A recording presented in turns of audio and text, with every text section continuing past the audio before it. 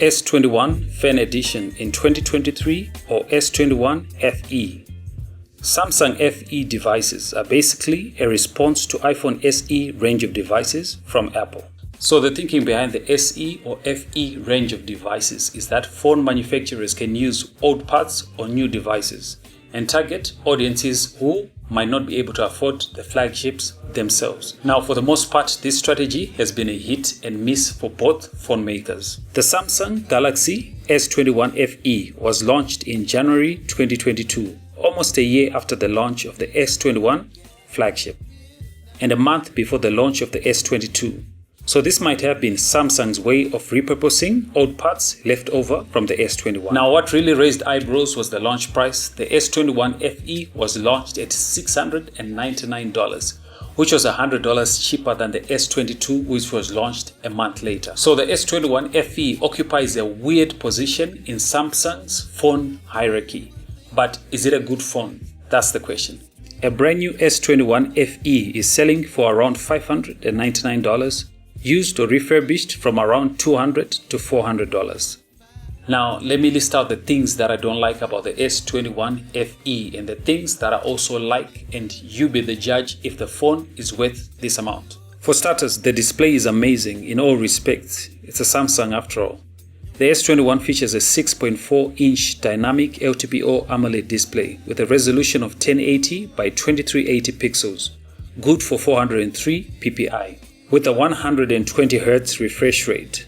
The refresh rate is dynamic, which means the refresh rate can adjust based on the usage, which also saves battery. There's also the option of 60 Hz if you so wish.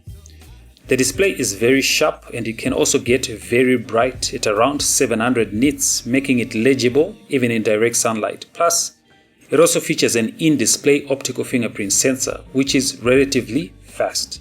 So the second thing I like about the S21 FE is the battery life. I am a very heavy user, but even when pushing the phone, I could get around 9 hours of screen time. So if you're an average user, you can expect to get more. That also depends on the state of the battery on the device that you buy, whether it's used or refurbished. The S21 FE features a 4500 mAh battery. Now the third thing that I like about the S21 FE is the camera. Unlike the S21, which features a 64 megapixel telephoto lens, the S21 FE comes with two 12 megapixel camera, one wide and one ultra wide, and an 8 megapixel telephoto lens, and a 32 megapixel selfie camera. The picture quality is decent. You can expect to capture good images in most environments, even at night.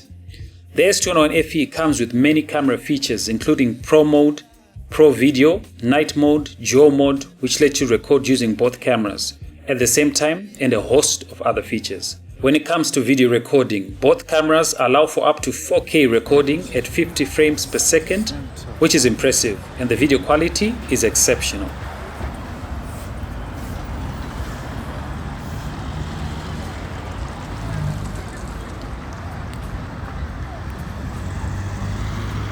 Now the fourth thing that I like about the S21 FE is the speed.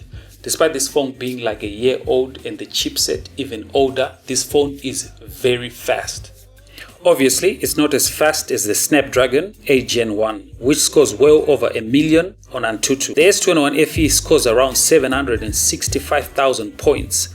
That's faster than 91% of phones in the world. So if you're a gamer, you definitely fall in love with this phone. If you love watching movies, you have a decent experience with this phone, and the stereo speakers are decent but definitely could be better. So the Snapdragon 888 is a 5G chip, which means in terms of connectivity, you won't be disappointed. Call quality is also excellent. Now there are also some things that I don't like about the S21 FE. For starters, it's the build quality. This phone is made out of plastic, and for the most part, it feels cheap. The phone has a decent weight. It weighs around 177 grams. It's heavy, but it's not like iPhone heavy. The FE comes in 4 colors: graphite, lavender, olive, and white. I'm using the olive version, which has a 6 gig by 128 gig configuration. You can also have an 8 gig and 256 gig variant of this phone. But sadly, there's no expandable storage. I do not like the haptics on this phone. They feel very cheap. I also do not like the software experience. Samsung comes with a lot of bloatware which at times cannot be deleted. You get the sense that Samsung is trying by all means to become like an Apple or to create an ecosystem like Apple. I've actually created a folder called Junk where I put all the Samsung apps which I do not use, which is almost like all of them.